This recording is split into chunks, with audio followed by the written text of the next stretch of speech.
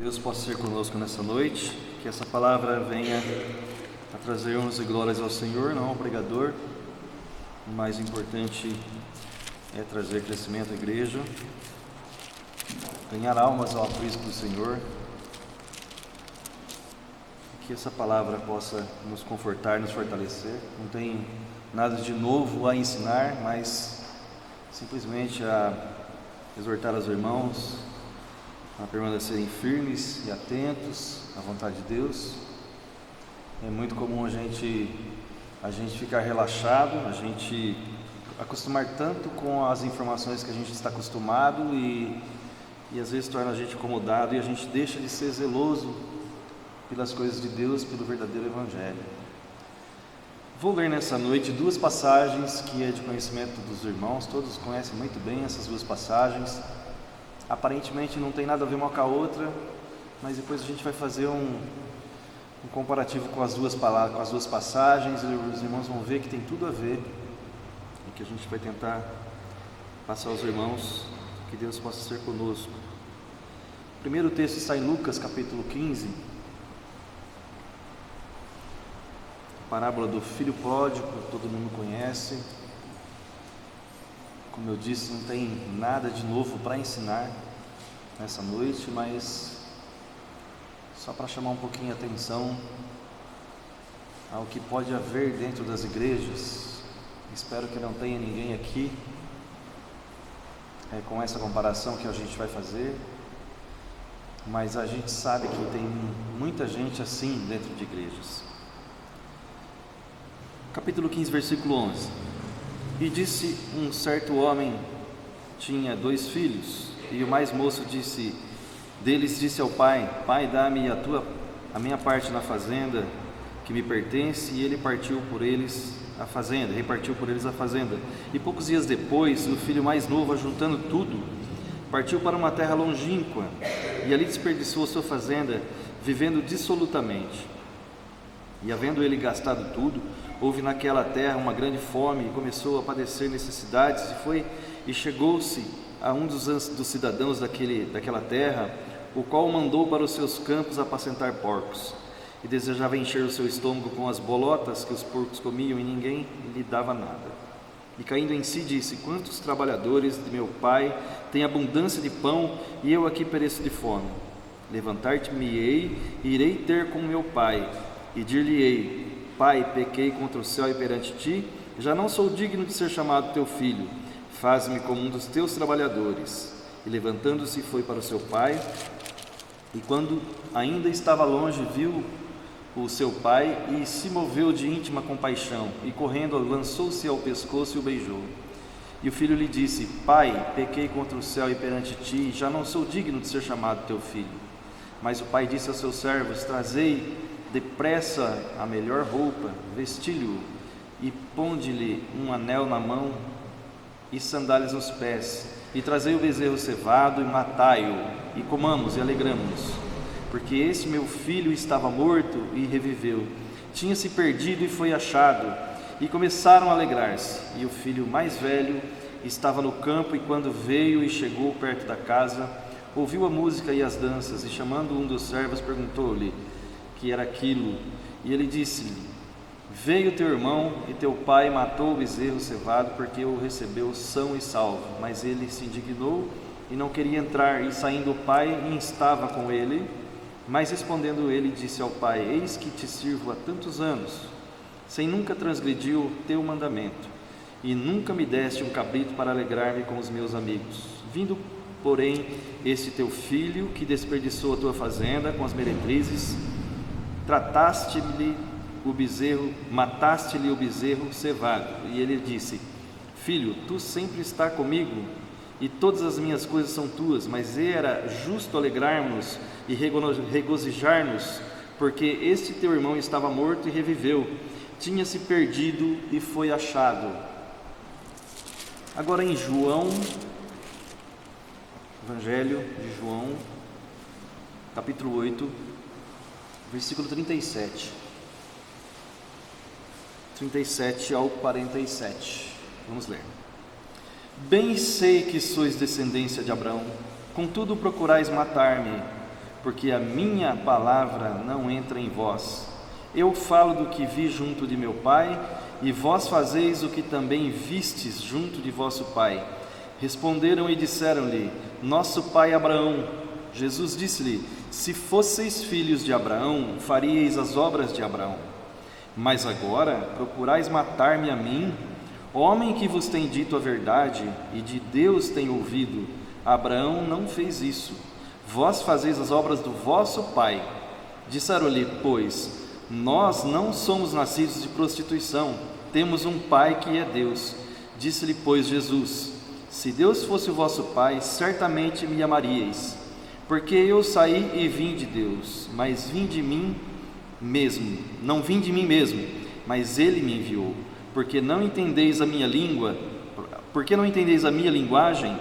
Porque não poderdes ouvir a minha palavra? Vós tendes por pai ao diabo, e quereis satisfazer os desejos do vosso pai. Ele foi homicida desde o princípio e não se firmou na verdade, porque não há verdade nele. Quando ele profere mentira, fala do que lhe é próprio, porque é mentiroso e pai da mentira. Mas porque vos digo a verdade, não me credes. Quem dentre vós me convence de pecado? E se vos digo a verdade, por que não credes? Quem é de Deus, escuta as palavras de Deus. Por isso vós não as escutais, porque não sois de Deus. Oremos. Nosso querido Deus e bondoso Pai, obrigado pela Tua palavra, obrigado pelo privilégio que temos, a liberdade de falar de Cristo. Obrigado pela salvação em Cristo Jesus. Perdoa-nos pelos pecados, pelas falhas diante de Ti. Abençoe agora essas duas passagens da Tua palavra, que possamos meditar com sabedoria e trazer crescimento à igreja, edificação, exortação a nós, que possamos sair daqui prontos e mais preparados, Senhor, para o mundo e para levarmos a Tua palavra adiante e ganharmos almas ao Teu aprisco. Por Cristo Jesus nós pedimos e agradecemos. Amém. Voltando lá em Lucas, no capítulo 15, a parábola fala de dois filhos e o mais novo pediu a sua parte na fazenda. Não era algo bom quando um filho queria parte, a sua herança da fazenda antes da morte do pai, da mãe. Então era algo fora da naturalidade, isso que estava acontecendo aqui. Esse moço queria curtir a vida, descobrir os prazeres da vida, o que é muito comum na nossa juventude hoje, né?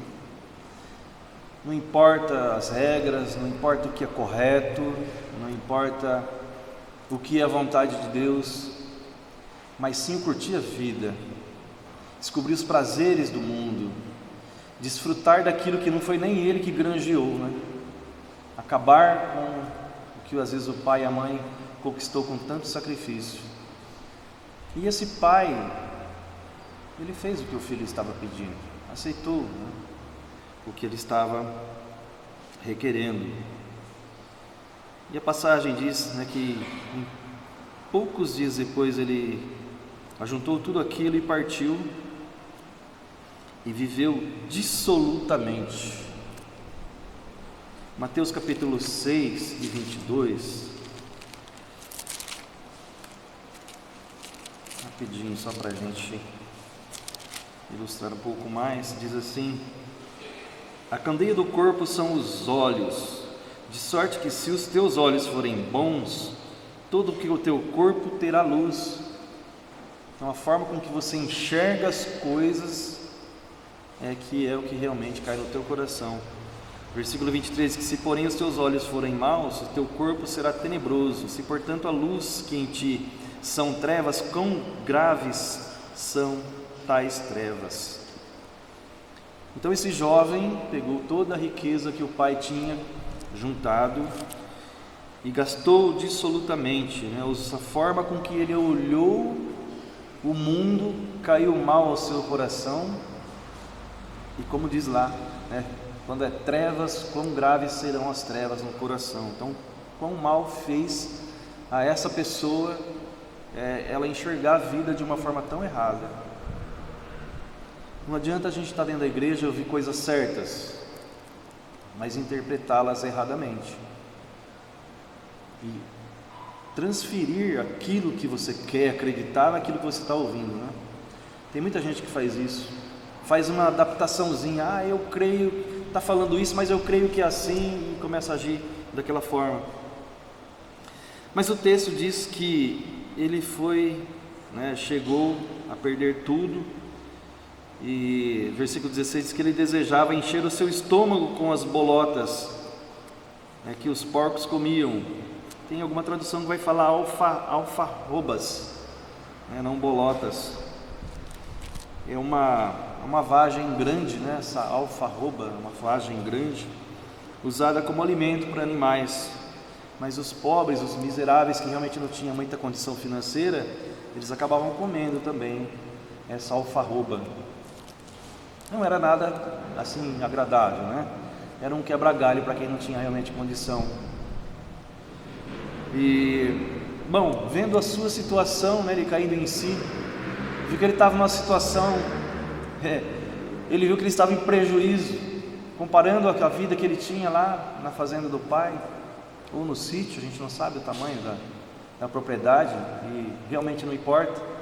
O que importa é que ele estava aqui em prejuízo, viu que ele poderia ter uma vida melhor até como funcionário lá do pai, do que praticamente o que ele estava vivendo ali. E ele resolveu então voltar para ficar embaixo da asa do pai. Ele preferiu. Mas vejam que houve uma mudança tal. Versículo 19, ele reconhece que já não é mais digno de ser chamado de filho. Ele reconhece o erro grave que cometeu e o prejuízo que deu ao pai. E ele estava aqui se sentindo humilhado. É muito bom quando o crente se sente humilhado. Aliás, é o melhor que se pode acontecer a uma pessoa, ela se sentir humilhada diante de Deus. E levantando-se, versículo 20, foi para o seu pai, e quando ainda estava longe, viu seu pai e se moveu de íntima compaixão, e correndo lançou-se ao pescoço e o beijou.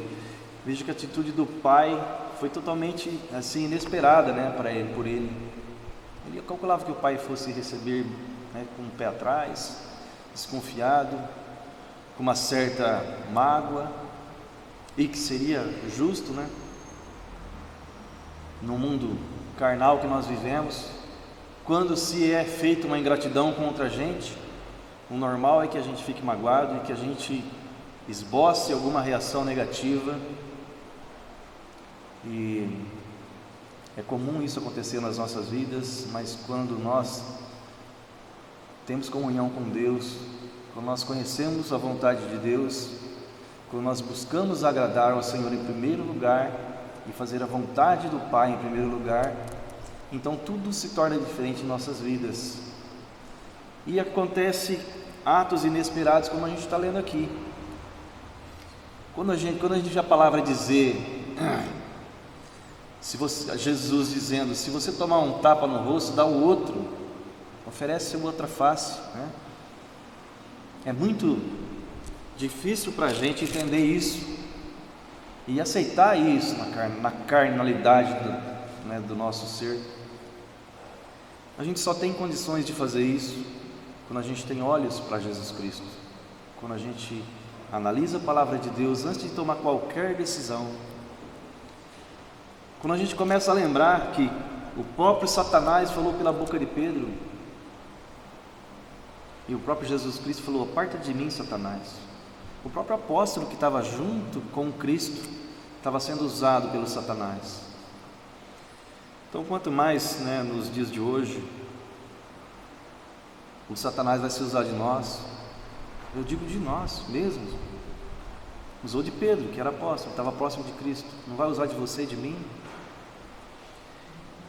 E tantas outras passagens que a gente vê o Satanás usando pessoas boas para criar confusão, desavença, mágoa, sofrimento. E quanta coisa que é causada por uma palavra mal expressada, E Então quando a gente tem noção de que o Satanás trabalha dessa forma, a gente se põe a pensar, peraí, esse rapaz, essa pessoa que me bateu no rosto, pode não estar fazendo isso por vontade própria dela, pode estar sendo instigado por um ser terrível, um ser que não tem limites, a sua maldade, ele é a própria mentira, diz a palavra, é nosso adversário, ele anda bramando ao derredor, buscando a quem possa tragar. Então só a gente tendo essa comunhão com a palavra de Deus, com as Escrituras, reconhecendo que isso existe, é que a gente consegue falar, puxa vida, né, tenho que ter misericórdia dessa pessoa, pode bater do outro lado. É a única situação, né? Em situação diferente dessa alguma, a gente vai ter condições de oferecer a outra face, mas só tendo comunhão, só estando próximo da vontade de Deus, é que a gente vai conseguir, né, ter esse perfil.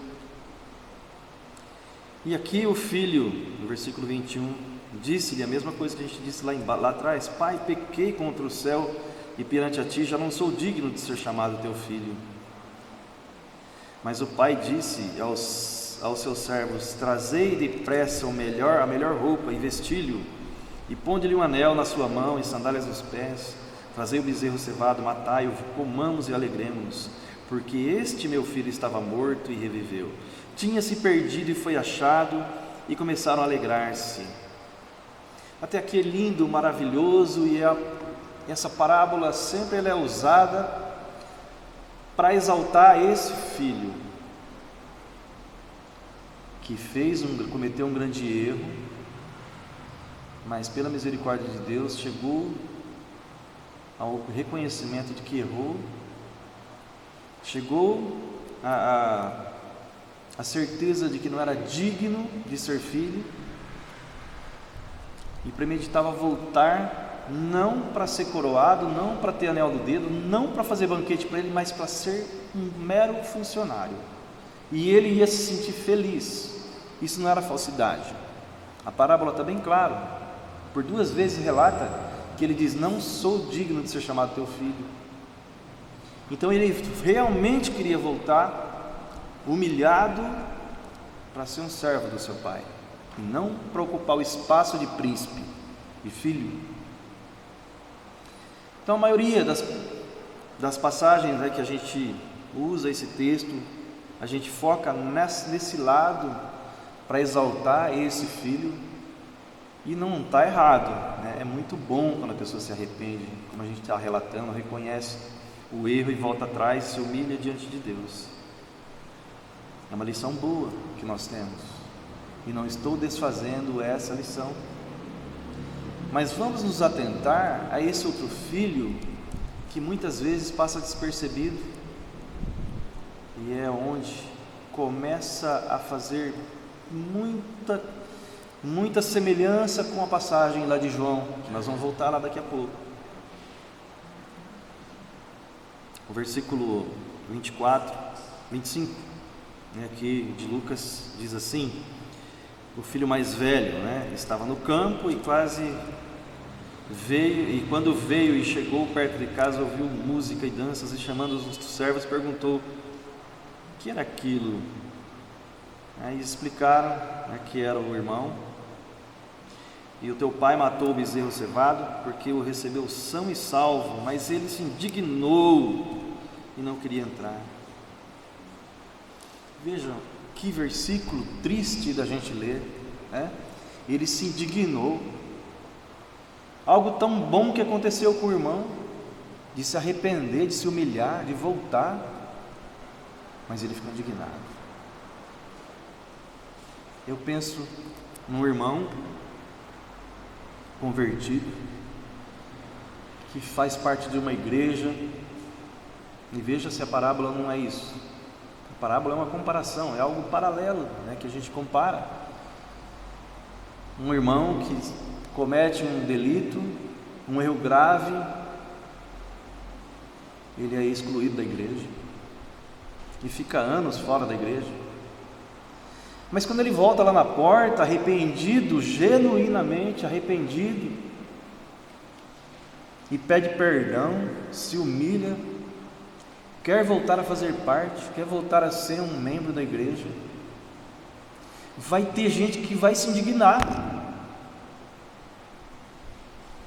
Entende, irmãos, o que eu estou dizendo? Muitas vezes a gente passa por essa parábola só pensando no filho pródigo mesmo, como é a manchete lá no começo, né? Parábola do filho pródigo, aquele que foi, mas voltou arrependido. E a gente se esquece de avaliar esse filho que aparentemente, né, é melhor do que o outro, porque jamais ele desonrou o pai, né? Jamais ele pediu herança. Versículo 27, olha como ele se coloca, né? Veio teu irmão e teu pai matou o bezerro cevado porque recebeu são e salvo. Perdão, versículo 29. Mas respondendo ele, disse ao pai: eis que te sirvo há tantos anos, sem nunca transgredir o teu mandamento. Nunca me deste um cabrito para alegrar-me com os meus amigos. Puxa vida, mas eu prego tão bem, eu toco piano tão bem, eu canto no coral tão bem, aí não vem um me elogiar, não vem um dar um tapinha nas minhas costas, não vem um me exaltar. As coisas que você faz para o Senhor, você faz para o Senhor mesmo? Ou faz para você? As coisas que você faz é para que traga honras e glórias ao Senhor, ou honras e glórias para você? Nós temos que ficar atentos com as nossas vidas. O que nós estamos querendo com aquilo que nós fazemos? Tacar na cara de alguém um dia? Te sirvo há tantos anos, sem nunca transgredir o teu mandamento, e nunca me deste um cabrito para alegrar-me com os meus amigos. Vindo, porém, este filho que desperdiçou sua fazenda com as meretrizes, mataste-lhe o bezerro cevado. Um certo irmão, ele ajudava muito numa igreja. Eu não vou dar o nome dele porque os irmãos conhecem ele, eu também conheço. Mas o que importa foi o reconhecimento dele depois da ingratidão. Ele ajudava muito a igreja, com muitas coisas, até com as posses que ele tinha. E um dia morreu um certo irmão de uma outra igreja fora da cidade que ele morava, pelo menos 100 quilômetros distante, essa outra igreja. E o pastor foi lá, o pastor da igreja dele foi até essa outra cidade para ajudar no velório, confortar aqueles irmãos, que era um membro querido que tinha se perdido. E quando ele se deslocou da cidade até a outra cidade onde o pastor estava, tinha alguns irmãos que nunca faziam nada, nunca ajudavam com nada, nunca estavam presentes em nada, e foram junto com ele. E o pastor, quando viu ele chegando com aqueles irmãos, o pastor fez a maior festa com aqueles irmãos que nunca estavam presentes em nada. Mas ele, mesmo propriamente dito, não esboçou assim tanta alegria em vê-lo, mas ficou muito feliz em ver os outros irmãos. E ele ficou aborrecido, chateado, e quis até reclamar a Deus. É o que nós estamos lendo aqui. Quanto eu tenho feito, nunca matasse um cabrito para mim, né? Mas analisa agora o lado do pastor, vendo aqueles irmãos que nunca fizeram nada, rodar 100 quilômetros para ir lá junto, dar um apoio, fazer parte daquele evento. Qual foi a alegria do pastor de ver aqueles irmãos que não faziam nada? É a mesma situação que nós estamos vendo aqui. Aquele que sempre faz, aquele que está sempre ativo, pode ser que ele não seja reconhecido como bem ele queria ser, mas isso não importa. Quando fazemos com sinceridade para Deus, É Deus que vai recompensar a gente. Não precisa ninguém vir dar tapinha na tua costa e dizer: nossa, como você fez bem feito.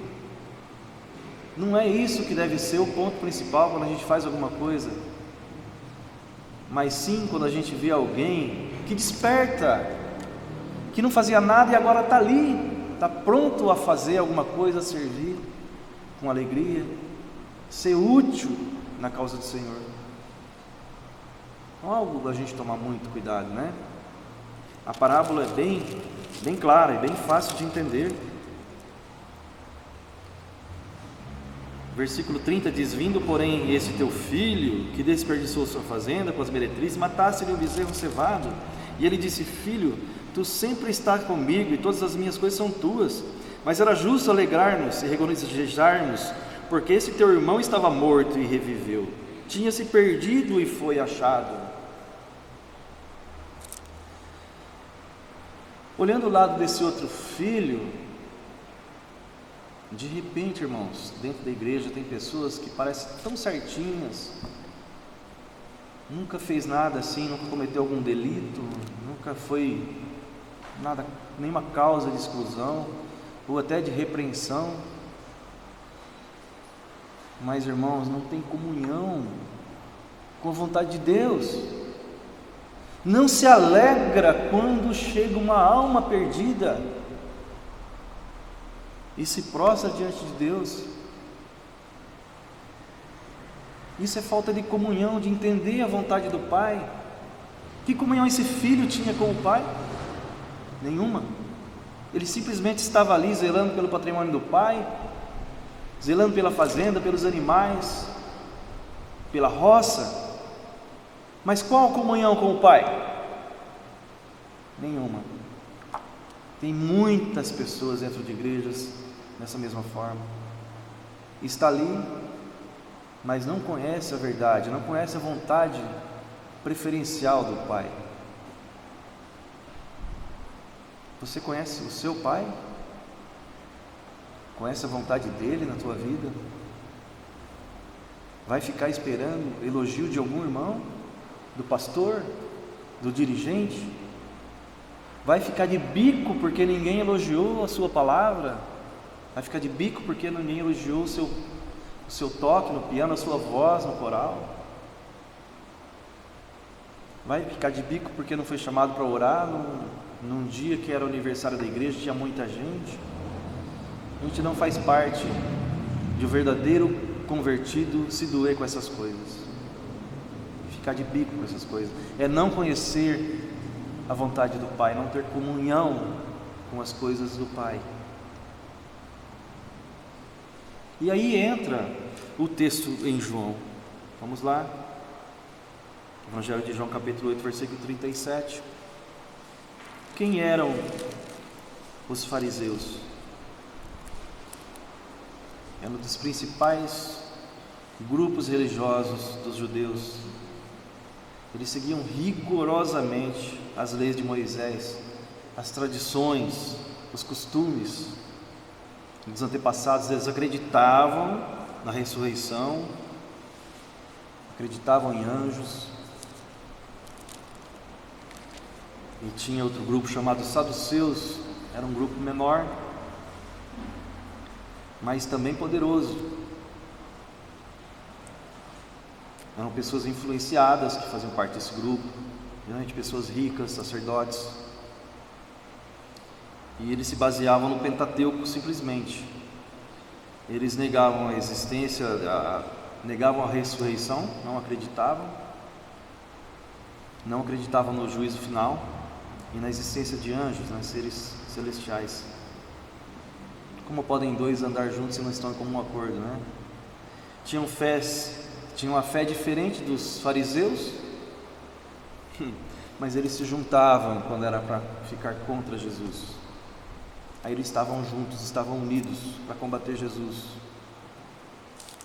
E essa passagem do Evangelho de João capítulo 8, aliás, é algo que sempre que eu volto nela eu fico assim impressionado, porque eu acho que a parte onde mais Jesus fica num debate, numa discussão, Geralmente ele dava uma resposta muito precisa e com muita sabedoria, sempre com muita sabedoria, e ele saía fora, ele ia para outro lugar, ia para outra região. Pode ver, ele estava no lugar e falou isso, falou aquilo e foi para tal lugar. Geralmente a palavra diz assim nos evangelhos, mas aqui ele ficou respondendo para os fariseus aqui, para aqueles que queriam achar erro em Cristo, e ele ficou aqui, vai bastante tempo. Se você pegar aqui o texto anterior aqui, vem até da mulher adúltera, começa bem essa discussão, até antes disso, mas o capítulo 8 começa com a mulher adúltera, né, que foi pegada lá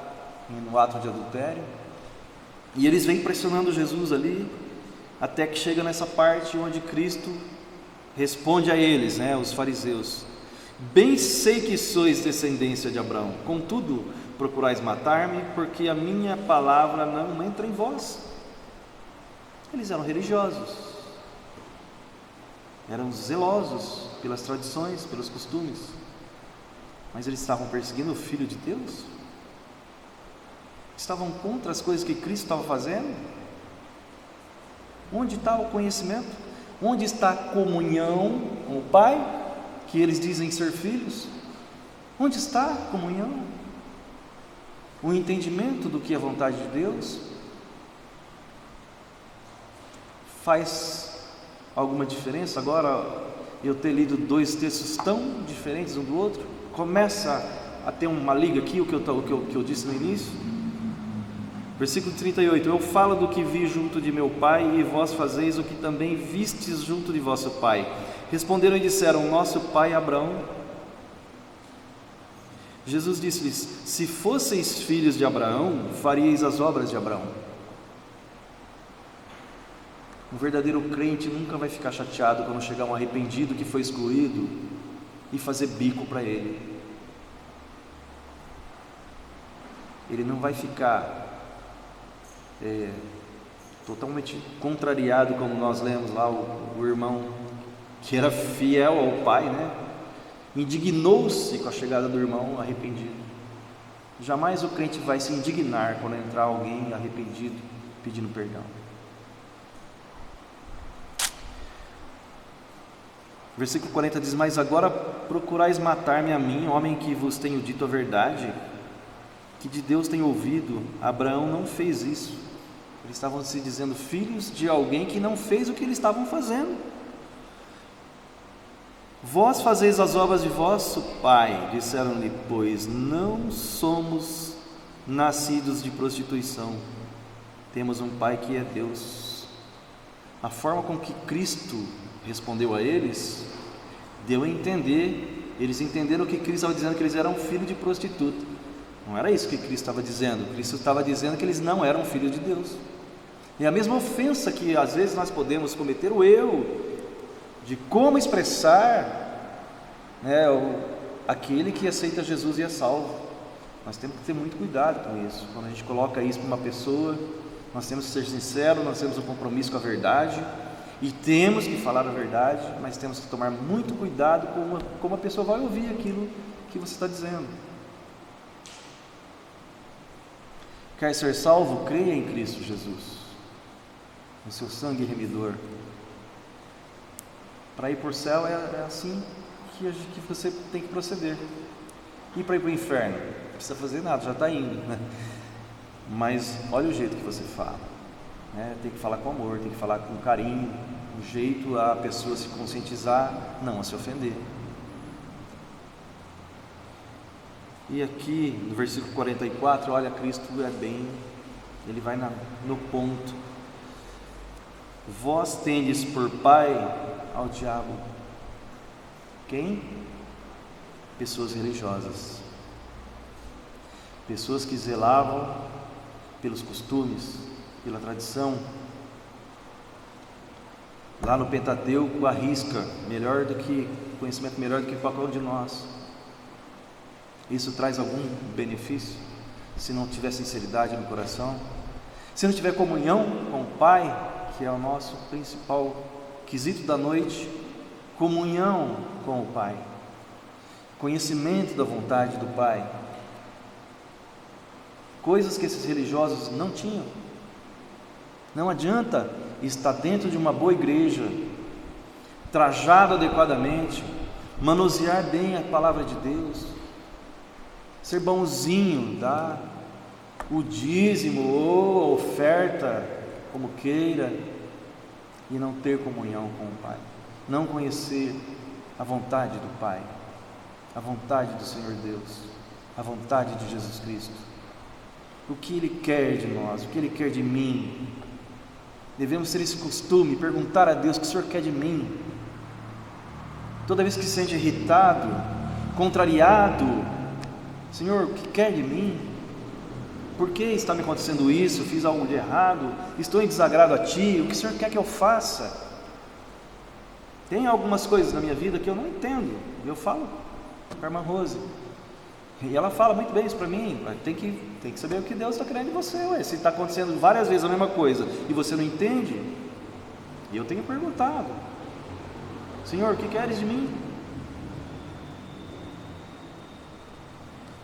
Vós tendes por pai o diabo e quereis satisfazer os desejos de vosso pai. Ele foi homicida desde o princípio e não se firmou na verdade, porque não há verdade nele. Quando ele profere mentira, fala do que é próprio, porque é mentiroso e pai da mentira. Mas porque vos digo a verdade, não me credes?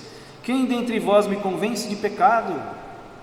E a passagem quer dizer assim, me mostre aonde eu estou errando, me acuse de algum pecado que eu cometi diante de vocês. Quem de nós pode fazer isso? Só de eu pensar, vocês vão apontar um monte para mim. E olha, vocês não conhecem nem metade dos defeitos que eu tenho. Minha mulher conhece um pouquinho mais, mas também não conhece tudo não.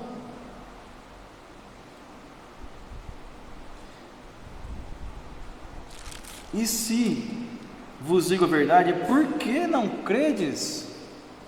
Por que nós pregamos a verdade e as pessoas não creem?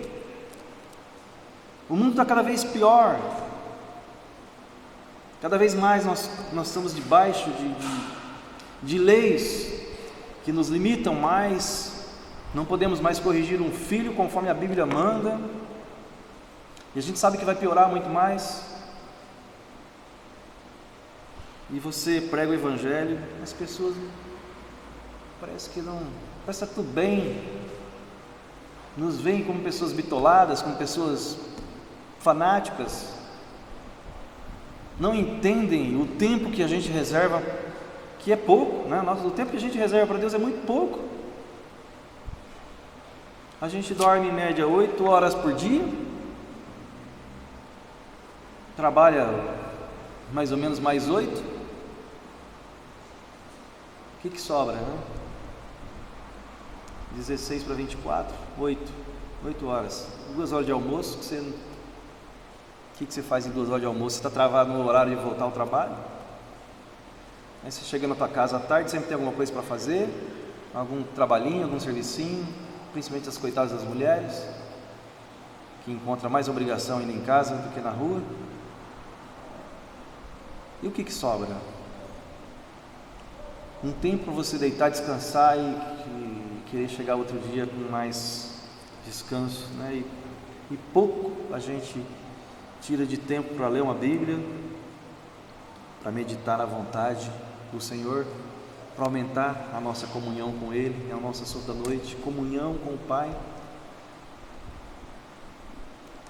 Mas esse pouco que a gente vê que é uma miséria o que a gente dedica a Deus, estar aqui no culto, o pouco que a gente tira de tempo para estudar a Bíblia, é demais para quem olha com os olhos do mundo. Não entendem como é que a gente consegue, precisa estar na igreja de manhã e à tarde, para quê? Já foi de manhã, por que tem que ir à noite de novo, né? Quem tem o privilégio de ter a família praticamente toda convertida, sabe porque já passaram e viram isso, mas não tão incomum, né, em constante situações como a gente que tem a família que ainda é do mundo. Um simples almoço, um simples jantar, uma simples festa pode ser um motivo para ficar mais irado com as coisas de Deus ainda, né? Porque a gente vai lá com pressa, chega atrasado, porque veio aqui de manhã, ou já deu 4 horas que a gente está indo embora, porque já tem o culto de novo 6h30. Para eles é um absurdo, é coisa assim de outro mundo. né? Como pode? Mas, para finalizar,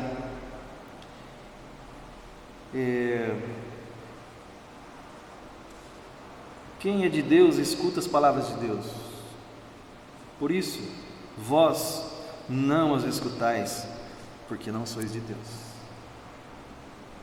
Meu irmão, minha irmã, meu caro visitante, a comunhão com Deus é tudo em nossas vidas. O filho pródigo é um excelente exemplo, mas nós tiramos uma lição fantástica do filho que se julga melhor do que o filho pródigo. Aquele irmão que se considera mais fiel ao pai, mais zeloso pelas coisas do pai, no fundo não tem comunhão nenhuma com o pai. Esses são os piores. Aquele que se julga ser um bom crente e não tem comunhão com o pai é pior do que aquele que está fora da igreja, desigrejado, porque ele não acha que ele tem que melhorar em nada. Ele acha que ele está agradando ao pai. E são esses que lá a própria palavra diz, no final dos tempos vai dizer: fizemos maravilhas em teu nome, curamos em teu nome, fizemos milagres no teu nome, profetizamos no teu nome. Cristo vai olhar e vai falar assim: apartai-vos de mim, malditos, para o fogo eterno, nunca vos conheci. Fez parte da igreja, estava tão próximo da verdade, às vezes foi até pastor. Tem muitos pastores equivocados e que se julgam tão conhecedores, mas não têm comunhão com o Pai, não estão próximos da vontade do Pai. Fiquemos zelosos, irmãos, pela vontade de Deus, que essa comunhão com o Pai esteja presente em cada um de nós aqui, e que nunca fiquemos relaxados e acomodados em servir ao Senhor. Que Deus possa abençoar a sua palavra. Irmão Murilo.